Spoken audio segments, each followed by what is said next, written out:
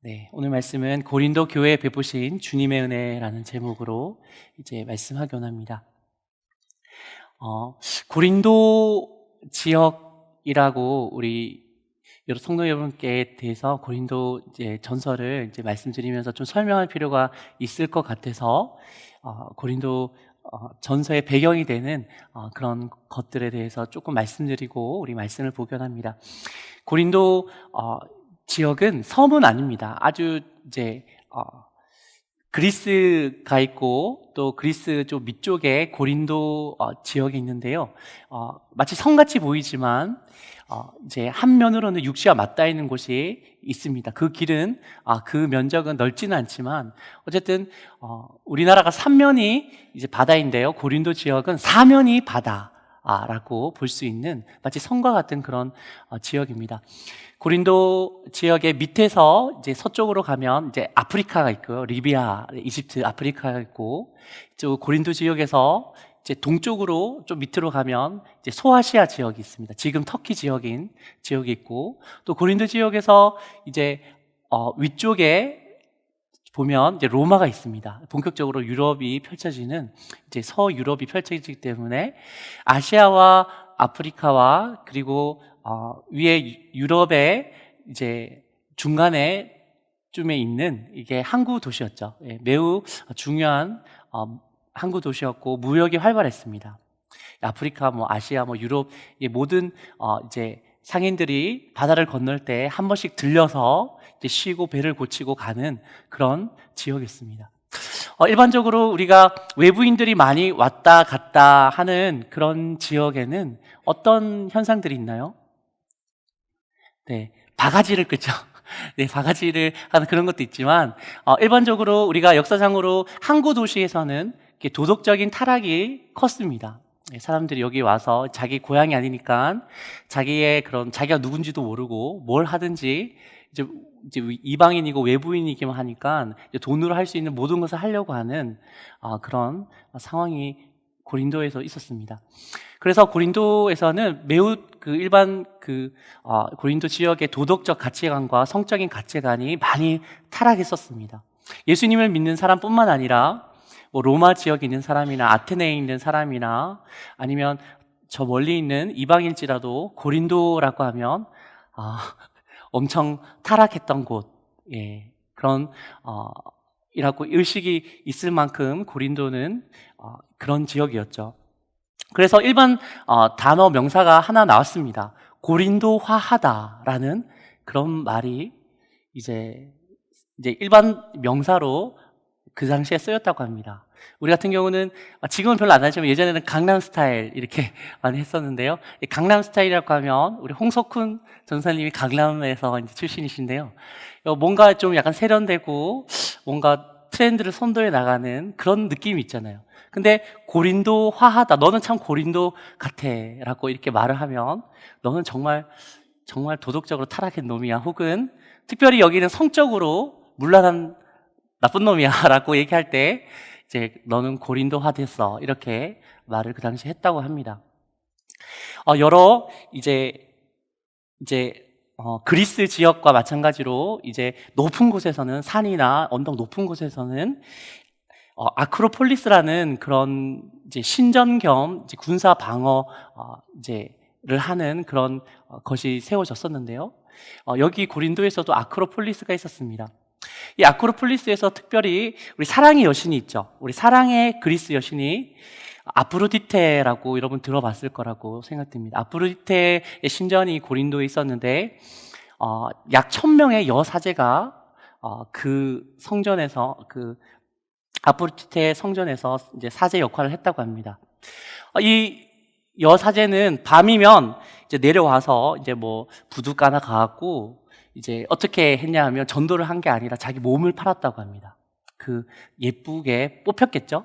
예쁘게 생긴 그 사람이 부두에 있는 그런 선원들을 유혹하면서 이제 몸을 팔았는데 어떻게 얘기를 하면서 몸을 팔았겠습니까?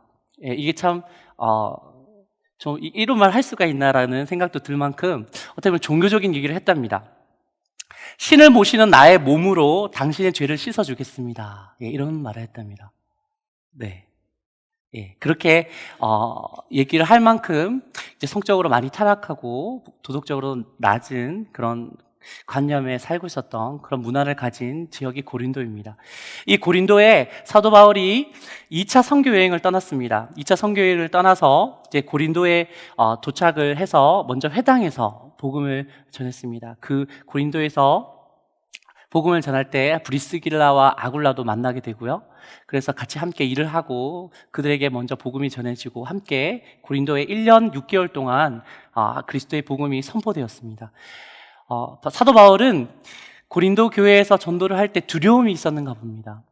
그 전에 아테네에서 전도를 했는데 전도의 열매가 거의 없었기 때문에, 교회를 세우지 못했기 때문에 그래서인지 아니면 많은 핍박 가운데 그랬었는지는 잘 모르지만 많은 두려움 가운데 있었는데, 우리 사도행전 18장 9절에서 10절을 한번 보시겠습니다. 보시면 고린도에서 복음을 전할 때 예수님께서 나타나셔서 말씀하신 말씀입니다. 우리 함께 한번 봉독하겠습니다. 밤에 주께서 환상 가운데 바울에게 말씀하시되 두려워하지 말며 침묵하지 말고 말하라. 내가 너와 함께 있음에 어떤 사람도 너를 대적하여 해롭게 할 자가 없을 것이니 이는 이 성중에 내 백성이 많음이라 하시더라. 아멘. 밤에 예수님께서 환상 중에 사도 바울에게 나타나셔서 이제 9절에 보면 두려워하지 말고 침묵하지 말고 말하라. 내가 너와 함께 있을 것이고 어떠한 사람도 너를 대적하여 해롭게 할 자가 없을 것이니 이는 이 성중에 내 백성이 많음이라고 했습니다. 그렇게 도덕적으로 타락하고 성적으로 문란한 지역이었던 이 고린도에 하나님의 백성이 많았던 것은 사람의 눈으로 어떤 것을 보거나 특별히 어떤 백성들을 보거나 그런 지역 사람들을 볼 때 그런 시선을 우리가 다시 한번 주님의 마음으로 봐야 된다는 것을 이 말씀을 통해 알 수 있습니다.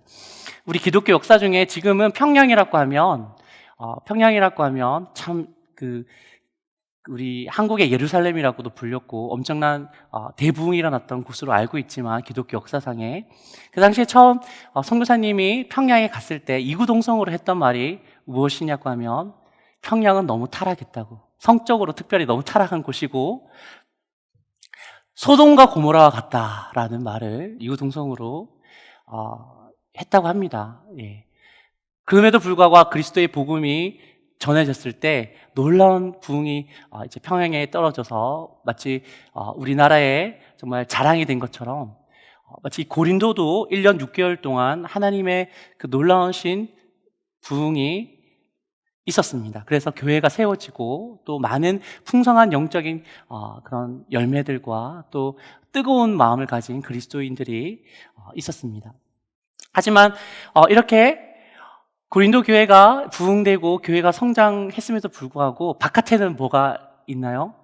바깥에는 정말 일반 예수님 믿지 않는 사람들이 얘기하는 말, 예, 고린도화 되었구나 이런 말처럼 바깥 세상 문화는 너무나 많이 타락됐었고 이제 도덕적으로 낮은 가치관이 있기 때문에 이 세속의 물결을 고린도 교회가 어떻게 말씀으로 하나님의 능력으로 막아내고 그리스도의 거룩한 신부로 자라가는 것이 어떻게 보면 큰 목표였지만 불행하게도 고린도 교회는 그 역할을 잘 하지 못했습니다.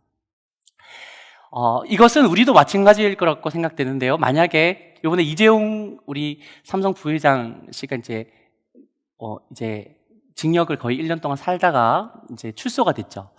예, 출소가 돼서 이제 삼성 이제 가로 다시 복귀했는데 우리 교회 하늘누린 교회에 갑자기 전화가 왔습니다. 저는 누구누구 이재용 씨 비서관인데 우리가 이제 몇 월 며칠 날 우리 하늘누린 교회에 와서 2부 예배를 드리고 담임 목사님과 이제 상담을 하려고 한다. 내가 감옥에 있으면서 느낀 게 많다고 이태규 목사님께 우리 상담을 하고 싶다라고 얘기를 해서 몇 월 며칠 오겠다라는 얘기를 이제 했습니다. 이게 우리 교회에서 쫙 퍼지고 우리 제천에서 쫙 퍼졌어요. 쫙 펴졌는데 한번 제가 그런 상황을 생각했을 때 우리 교회에 그때 그날에 2부 예배 때 자리가 있을까요? 자리가 없을 것 같습니다. 이렇게 제천에 있는 많은 성도님들이 본 예배, 2부 예배 안 드리고 이재용 씨 한번 보려고 이렇게 꽉 찰 것이라고 이제 저만 생각했나요? 네, 그런 생각이 듭니다. 이것도 하나의 세상적인 문화에 우리가 영향을 받는 것이죠. 왜냐하면 우리가 예배를 드리는, 하나님께 거룩한 마음으로 예배를 드리는 그런 하나님의 문화와 세상에서는 돈 많고 또 TV에도 자주 나오고 어떤 유명한 그런 자를 보려고 하는 그 사람들을 꼭 한번 보는 게 하나의 마치 자기 자신의 이제 영광인 것처럼 여기는 그런 문화가 있습니다. 우리도 부지불식간에 세상의 그런 문화들을 받아들이고 있음을 우리가 인정해야 될 것입니다. 제가 어릴 적부터 이제 설교를 이제 많은 목사님께 이제 들었는데요. 그 목사님께 들었는데 그 목사님들의 설교 중에 항상 공통적으로 하는 말씀이 있습니다. 이제 그 말씀이 뭐냐 하면 문제 없는 교회는 없다. 입니다. 아멘이십니까? 문제 없는 교회는 없어요. 예. 근데 제가 사역을 여러 교회 해보니까 문제 없는 교회는 없지만 문제가 작은 교회가 큰 교회가 있는 그런 구분은 어느 정도 있는 것 같습니다. 근데 이 고린도 교회는 사도 바울이 보기에 본인이 개척하였지만 하나님의 은혜로 문제가 이때 너무 많은 문제를 가지고 있었습니다. 오늘 고린도 전서만 제가 보더라도 제가 짧게 빨리 읽어드리면요. 교회 내에 불화가 있었고요. 그리고 십자가의 도, 구원의 도에 대한 신학적인 오해와 문제가 있었고 성령님의 계시에 대한 무지가 있었고요. 근친상간의 문제가 교회 가운데 있었습니다. 또 불신 법정에서 성도들이 막 서로 고발하는 문제가 있었고요.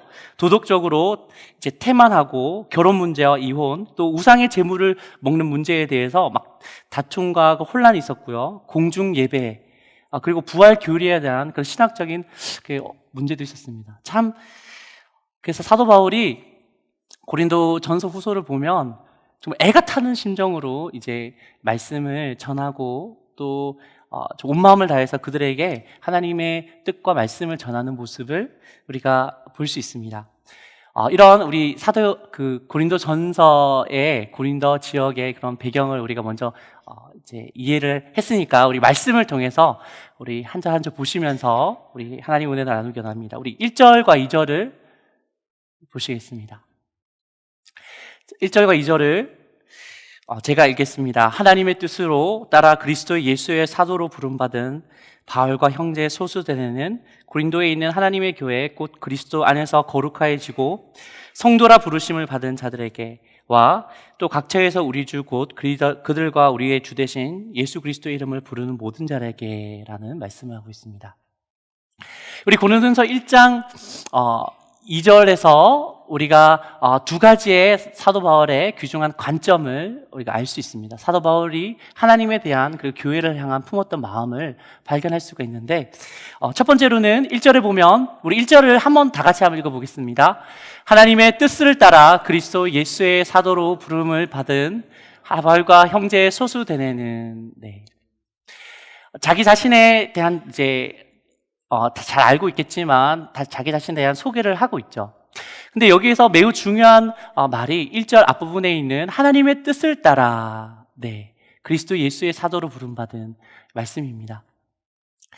사도 바울은 항상 어떠한 그런 정체성이 있었냐 하면 나는 하나님의 뜻으로 부름을 받았고 하나님의 뜻 가운데 거하고 있고 하나님의 뜻 가운데 미래를 살아갈 것이다 라는 생각을 가지고 있었습니다.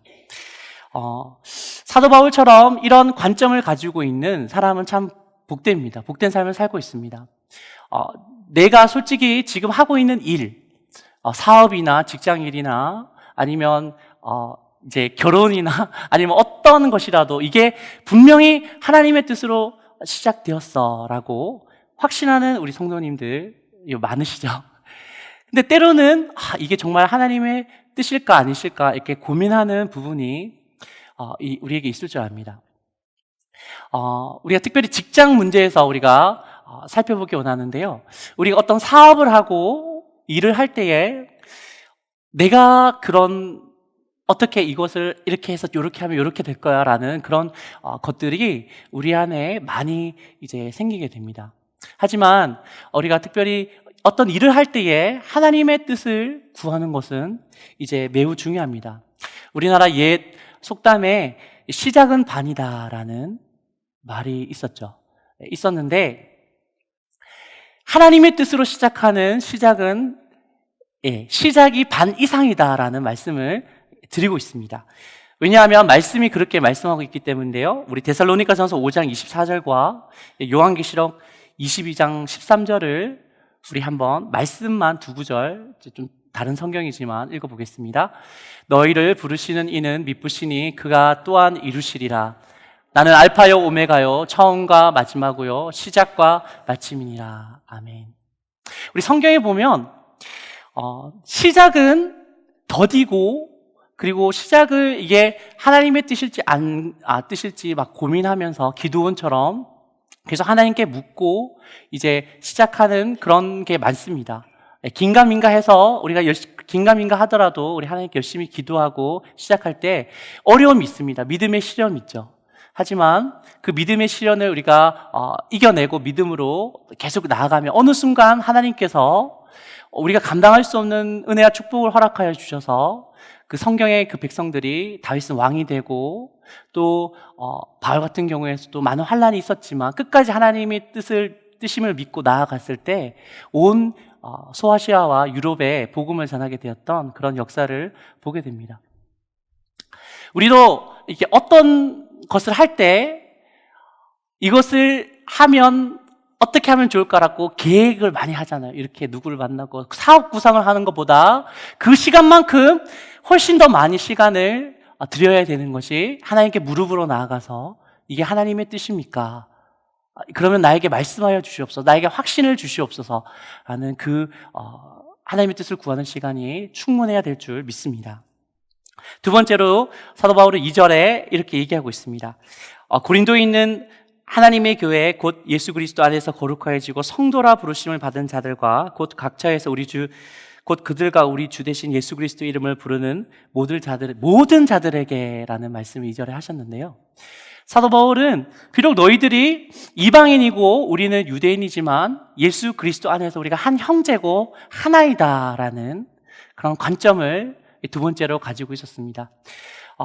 우리는 제천에 살고 있고 이제 대한예수교 장로교 그리고 합동보수라는 그런 교단 가운데서 우리가 도움을 받고 이제 그런 신학적인 배경을 가지고 신앙생활을 하고 있습니다.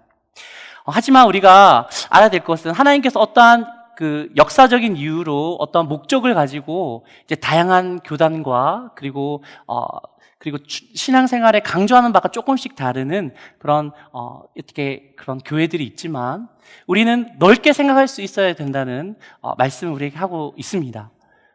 우리 갈라디아서 3장 28절을 한번 보시겠습니다. 보시면 너희는 유대인이나 헬라인이나 종이나 자유인이나 남자나 여자나 다 그리스도 안에서 하나이니라 라는 말씀을 했습니다. 우리가 예수님을 이단 말고요, 진실로 이제 믿고 있고 또 예수님 우리가 안에 있는 사람이라면 우리가 인종의 장벽을 넘고 교단의 장벽을 넘어서 우리가 하나이고 또 한 형제라는 그런 큰 관점을 항상 가지고 있어야 됩니다.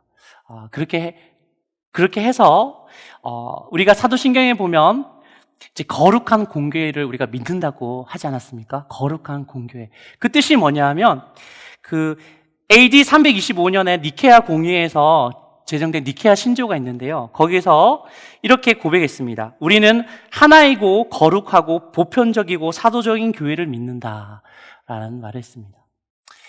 그런 관점, 이게 뭐가 중요합니까? 라고 이게 생각할 수 있는 성도님이 있을 수 있으나 이것은 매우 중요합니다. 이런 관점을 우리가 가지고 있을 때 우리가 좀 더 예수님에 대해서 또 교회에 대해서 좀 더 넓은 관점으로 우리가 생각하고 기도할 수 있어서, 예를 들어서 우리 샘물교회에서 피랍돼 갖고 죽기도 했잖아요. 어떤 분들은 제가 듣기로 왜 갔냐고, 정부에서 그렇게 말린 거 왜 갔냐고, 그래서 그 사람들은 막 책망하는 분이 있는데 우리가 한 형제이고 같이 기도해야 된다는 생각을 가지고 있으면 우리가 눈물로 그들을 위해서 중보 기도할 수 있죠. 그리고 그렇게 기도하는 것이 우리의 우리의 예수님을 닮아가는 그 여정 가운데 매우 중요한 역할을 하는 것입니다. 그리고 우리 3절을 한번 보시겠습니다. 3절을 보면요, 우리 다 함께 읽어보겠습니다. 하나님 우리 아버지와 주 예수 그리스도로부터 은혜와 평강이 있기를 원하노라. 아멘. 우리 3절을 보면 사도 바울이 많은 성경을 기록했는데요. 대부분 편지글입니다. 서신인데 거기서 공통적으로 사도 바울이 너희에게, 예수님을 믿는 너희에게 은혜와 평강이 있기를 원하노라 라고 구하고 있습니다. 은혜와 평강. 여러분, 은혜와 평강은 그리스도인에게 절대적으로 필요한 요소입니다. 마치 아기들이 이제 태어나고 이제 누워 있잖아요. 가만히 누워 있는데 엄마가 없고 아빠가 없다고 생각해 보십시오. 그 아이는 어떻게 될까요? 이 세상에 더 이상 존재할 수가 없고 자라날 수가 없습니다. 마찬가지로 우리가 예수님의 은혜가 없으면 우리가 이 땅에서 그리스도인으로서 존재할 수도 없고, 그리고 성장해 나갈 수도 결코 없습니다. 그래서 이제 사도 바울이 이제 은혜가 여러분에게 있기를 원하노라라는 이제 말을 하는데요. 우리 교회는 그런 말 잘 쓰지 않는 것 같은데, 다른 교회, 제가 사역했던 교회에서 성도님들이 막 좀 화를 잘 내고 그러면 옆에 분들이 야, 너 은혜 떨어졌어 이런 얘기를 합니다. 우리도 하시나요? 제가 못 들어서 그런가요? 예, 은혜가 떨어졌구나 이렇게 기도해라 이런 식으로 권면도 하는데요. 여러분, 하나님의 은혜가 없으면 우리가 정말 예수 그리스도를 믿는 자로서 우리가 생명 있게 살아갈 수가 없습니다. 두 번째 보면 이제 평강이 있기를 원하노라라고 얘기하고 있습니다. 이 평강은 많은 얘기를 여러분에게 드릴 수 있으나 하나의 그런 비유로서 여러분에게 말씀드리길 원합니다. 여러분, 평강이 왜 중요할까요? 평강은 우리 마음의 요새와 같습니다. 요새는 어떤 역할을 하죠? 네, 피할 곳. 네, 맞습니다. 그리고 또 외부적인 어떤 군사가 우리에게 다가왔을 때 공격을 하고 막 우리의 마음을 무너뜨리려고 악한 영이 이제 불화살을 쏘고 할 때 이 평강이 없는 사람은 어떻게 되죠? 우리 부부싸움을 할 때 우리 마음속에 주님의 평강이 충만할 때 남편이 신경을 거스리는 말을 아내가 합니다. 할 때 우리 평안의 요새가 우리에게 있으면 어떻게 반응하죠? 주여, 주여 하고 저 인간을 불쌍히 여겨주셨소서라고는 하지만 우리 안에 평안의 요새가 없으면 성질 건드린 말을 하면 어떻게 되죠? 예, 당신은 뭐 잘났냐고 이렇게 곧바로 반응이 나오죠. 육적인 반응이 나옵니다. 평강의 요새라는 것은 바깥에서 우리를 공격하는 것도 막아주지만 우리의 그런 육적인 소욕이 팍 뛰쳐나올 때 그것도 이제 막아주는 역할을 하는 것입니다. 우리 하나님 말씀을 보겠습니다. 우리 하나님 말씀을 골로새서 3장 15절 말씀과 잠언 4장 23절 말씀을 우리 함께 두 절 말씀을 읽겠습니다. 그리스도의 평강이 너희 마음을 주장하게 하라. 모두 지킬 만한 것 중에 더욱 내 마음을 지키라. 생명의 근원이 이에서 남이니라. 아멘. 그리스도의 평강과 그리스도의 충만한 은혜가 여러분에게 있기를 간절히 축원드립니다. 우리 옆 사람에게 우리도 왕 같은 제사장이니까요. 이렇게 얘기할까요? 축복하는 말로서 그리스도의 은혜와 평강이 가득하시길 바랍니다. 우리 한번 얘기해 봅시다. 시작.